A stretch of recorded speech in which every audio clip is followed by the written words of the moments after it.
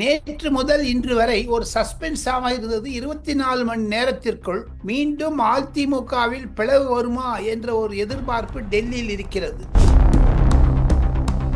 இந்த சப்போர்ட்டர்ஸ் எல்லாம் வச்சிருந்து செங்கோட்டையன் ஆரம்பிச்சார்னா அவர் தனி கட்சி ஆரம்பிப்பாரா, ஓ பன்னீர்செல்வம் டிடி தினகரனோட போவாரா, அல்லது ஜெர்மனியிலிருந்து 20-30 நிமிடம் தொலைபேசியில் முதலமைச்சர் மு.க. ஸ்டாலின் பேசியதன் பின்னணியில் திமுகவில் சேருவாரா, அல்லது நிர்மலா சீதாராமனுடைய ஆதரவுடன் இவர் ஆரம்பித்தாரே, ஒரு பிள்ளையார் சுழி போட்டாரே செங்கோட்டையன், எடப்பாடி பழனிசாமிக்கு இருப்பதாகத்தான் நான் நினைக்கிறேன். காரணம், வெட்டு 1 துண்டு 2 என்று ஒரு முடிவை எடுத்தார். 24 மணி நேரத்திற்குள் சஸ்பென்ஸே கிடையாது.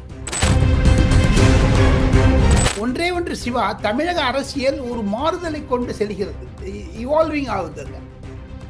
இதில் எடப்பாடி பழனிசாமி தான் திராவிட முன்னேற்ற கழகத்திற்கு எதிரி என்று இருப்பினும், அமித்ஷா போன்றவர்கள் மத்திய அரசாங்கத்தில் இருந்து திராவிட முன்னேற்ற கழகத்தை வேருடன் புழுங்கி எறிவோம் என்று சொன்னாரே, அதையெல்லாம் ஒன்று வைத்து பார்த்தால் கண்டிப்பாக திமுகவிற்கு ஒரு சோதனை காலம். ஆனால் செங்கோட்டையன் போன்றவர்கள் வெளியே வருவது திமுகவிற்கு ஒரு, எந்த திராவிட முன்னேற்ற கழகத்தை எதிர்த்து அம்மையார் ஜெயலலிதா கட்சி ஆரம்பித்து திமுக என்றாலே ஒரு விஷ கிருமி என்றெல்லாம் சொன்னவர், அந்த இடத்துல இவர் சரண்டர் ஆயிட்டார், சரணாகதி. அதே மாதிரி செங்கோட்டையன் ஆனால் கண்டிப்பாக செங்கோட்டையன் தோற்கடிக்கப்படுவார் அந்த மூல் மக்களால். காரணம், 9 முறை எம்எல்ஏவாக இருந்தார், விசுவாசியாக இருந்தார், எம்ஜிஆருக்கும் ஜெயலலிதாவிற்கும் மற்றும் எடப்பாடி பழனிசாமி அமைச்சரவையில் இருந்தார். ஏங்க இவர் போய் பாஜக பார்க்கணும்? பின்ன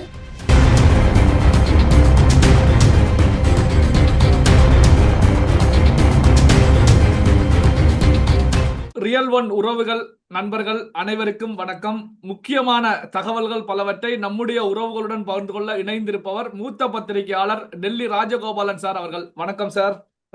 நமஸ்காரம் சார், இப்போ செங்கோட்டையன் எடப்பாடி பழனிசாமி அவர்களுக்கு 10 நாள் கெடு விதித்த செங்கோட்டையன் பதவிகளிலிருந்து, அதிமுகவுடைய பதவிகளில் பொறுப்புகள் இருந்து நீக்கப்பட்டிருக்காங்க. செங்கோட்டையன் அவசர மீட்டிங்ல ஈடுபட்டு இருக்காங்க ஒரு பக்கம். இதை நீங்க எப்படி சார் பாக்குறீங்க?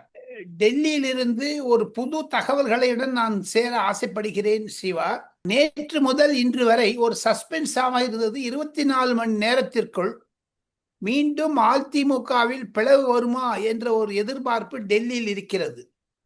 இந்த சப்போர்ட்டர்ஸ் எல்லாம் வச்சிருந்து செங்கோட்டையன் ஆரம்பிச்சார்னா அவர் தனி கட்சி ஆரம்பிப்பாரா, ஓ பன்னீர்செல்வம் டிடி தினகரனோட போவாரா, அல்லது ஜெர்மனியிலிருந்து 20-30 நிமிடம் தொலைபேசியில் முதலமைச்சர் மு.க. ஸ்டாலின் பேசியதன் பின்னணியில் திமுகவில் சேருவாரா, அல்லது நிர்மலா சீதாராமனுடைய ஆதரவுடன் இவர் ஆரம்பித்தாரே, ஒரு பிள்ளையார் சுழி போட்டாரே செங்கோட்டையன், டெல்லியில் 3 முறை அமித்ஷாவை சந்தித்தாரே, அதை பற்றி தொடருவாரா?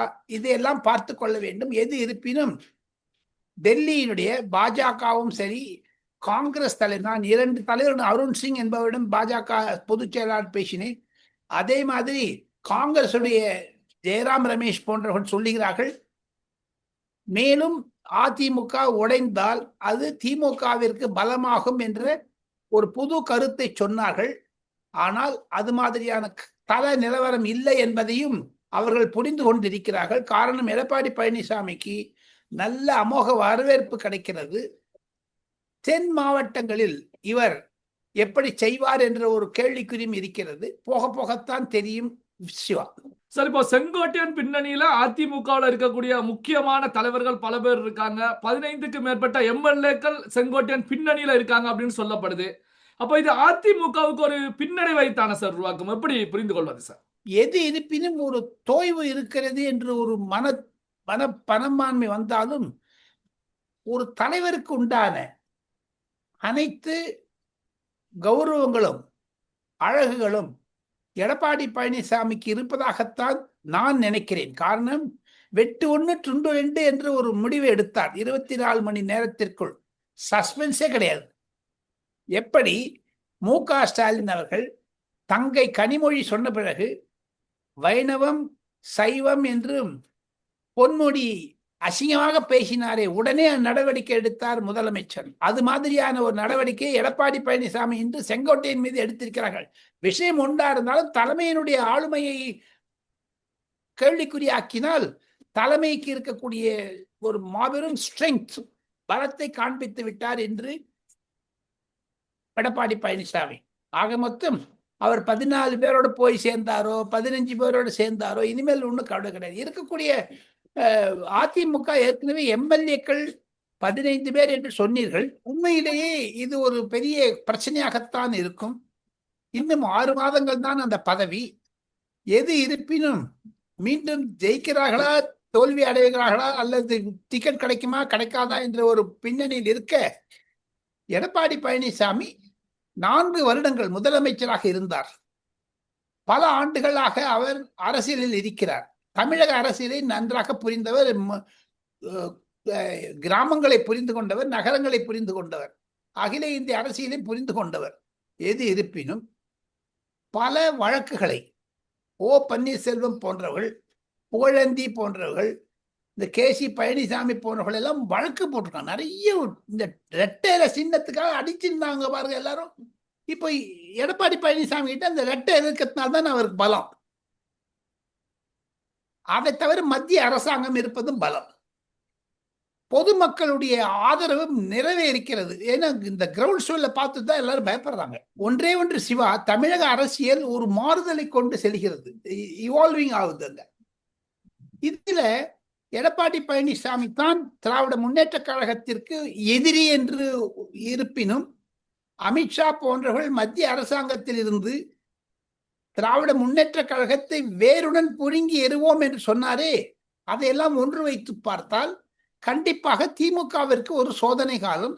ஆனால் செங்கோட்டையன் போன்றவர்கள் வெளியே வருவது திமுகவிற்கு ஒரு பிரச்சனையை கொடுக்குமே தவிர ஆலோசனை. இப்ப பாருங்க, இவரே டிஎம்கேலே போய் சேர்றாருன்னு வச்சுங்க, எத்தனை பேருக்குங்க ஸ்டாலின் சீட்டு கொடுப்பாரு? 234ல அவங்க காங்கிரஸ் கட்சிக்கு 60 கேட்கிறாங்க, மதிமுக 15 கேட்குது, சிபிஎம் 15 கேட்கற. அப்படி பார்த்தீங்கன்னா திமுக நம்பர் தானே குறையும். அதெல்லாம் ஒத்துப்பாரா நம்ம மு.க. ஸ்டாலின்? ஆக மொத்தம் இது தமிழக அரசியலில் ஒரு பிரச்சனை கொண்டு வந்து இருக்கிறது. நாளை மறுநாள் முதல், உதாரணத்திற்கு சொல்ல வேண்டும் என்றால், அடுத்த வாரத்திலிருந்து விஜய் பயணம் செய்ய ஆரம்பித்தால் அது ஒரு தாக்கத்தை கொடுக்கும். தமிழகத்தில் நிலவரம் என்ன இருக்கிறது என்று கேட்டால், பொதுமக்களிடையே எடப்பாடி பழனிசாமியுடைய நடைபயணத்திற்கு, அது சுற்றுப்பயணத்திற்கு எவ்வளவு ஆதரவு இருக்கிறது என்பதை தொலைக்காட்சி மூலமாகவும், யூடியூப் மூலமாகவும், ட்விட்டர் மூலமாகவும் தெரிந்து கொள்கிறோம். அதே மாதிரி விஜய்க்கு இருக்கிறது, கண்டிப்பாக அனைத்து கட்சி தலைவர்களுக்கும் இருக்கிறது. இதன் மூலம் ஒன்று தெரிகிறது சிவா, தமிழகத்தில் திராவிட முன்னேற்ற கழகம் மீண்டும் ஆட்சிக்கு வருமா என்ற சந்தேகம் பலருக்கு மனதில் வந்துவிட்டது. சரி, இப்போ செங்கோட்டையன் அவர்களை இயக்குவதே திமுக தான் இயக்கிக்கிட்டு இருக்காங்க. இதனாலதான் அதிமுகவுடைய பொதுச் செயலாளருக்கு எதிராக பொது வழியில செங்கோட்டையன் அவர்கள் கெடு விதிச்சாங்க. அதாவது ஒரு கட்சியுடைய பொதுச் செயலாளருக்கு கட்சியில் இருக்கக்கூடிய இன்னொருவர் கெடு விதிக்கக்கூடிய நிகழ்வு முதல் முறையாக நடந்திருக்கிறது அப்படிங்கிற குற்றச்சாட்டுகள், விமர்சனங்கள் அதிமுக தரப்பிலிருந்து முன்வைக்கப்படுது.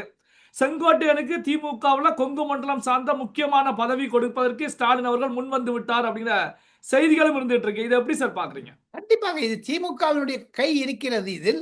ஆளுங்கட்சி என்பதனால் கொங்கு மண்டலத்தை குறிவைக்கிறார்கள். எடப்பாடி பழனிசாமி பாஜக உறவை பிரிக்க வேண்டும் என்று நினைத்தார்கள், அண்ணாமலையை பிரித்து விட்டார்கள். ஆனால் இப்பொழுது பாருங்கள், எந்த முன்னாள் முதலமைச்சர் ஓ பன்னீர்செல்வம் 3 முறை முதலமைச்சராக இருந்தவர், பிரதமர் தனக்கு டைம் கொடுக்கவில்லை என்று, பிஎம் கொடுக்கவில்லை என்று சிஎம்ஐ பார்க்க போய்விட்டார் மு.க. ஸ்டாலினை. அது தவறு. எந்த திராவிட முன்னேற்ற கழகத்தை எதிர்த்து அம்மையார் ஜெயலலிதா கட்சி ஆரம்பித்து, திமுக என்றாலே ஒரு விஷ கிருமி என்றெல்லாம் சொன்னவர், அந்த இடத்துல இவர் சரண்டர் ஆயிட்டார்கள், சரணாகதி.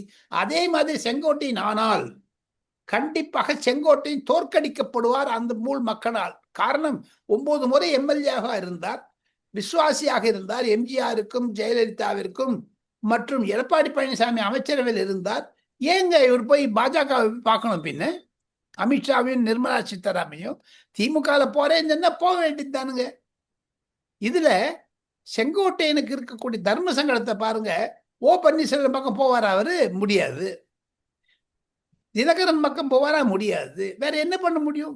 காம்ப்ரமைஸ் பண்ணிக்க முடியாது. ஒரு தர்ம சங்க வயதாகி விட்டது, போதும், அரசியல் போதும். இனி கட்சி எல்லாம் ஆரம்பிச்சு இப்போ பண்ருட்டி ராமச்சந்திரன் எப்படி ஓ பன்னீர்செல்வத்தை திசை திருப்புகிறாரோ அரசியலில் இருந்து, மத்திய அரசாங்கத்திற்கும் மாநில அரசாங்கத்திற்கும் இடைவெளி இருந்தாலும் மாநில அரசாங்கத்தை ஒன்று சேர போக வேண்டும் என்று பண்ருட்டி ராமச்சந்திரன், செங்கோட்டையன் போன்றவர்கள் தவறி வழி நடத்தி சென்றாலும் அது திராவிட முன்னேற்ற கழகத்தில் இருக்கக்கூடிய மூத்த தலைவர்களுக்கு ஒரு பெரிய தலைவிதை கொண்டுத்தான் முடியும் சிவா. அடுத்த வாரம் சந்திக்கிறேன் என்று சொல்லி விடைபெறுகிறேன் சிவா. நன்றி. Thank you sir.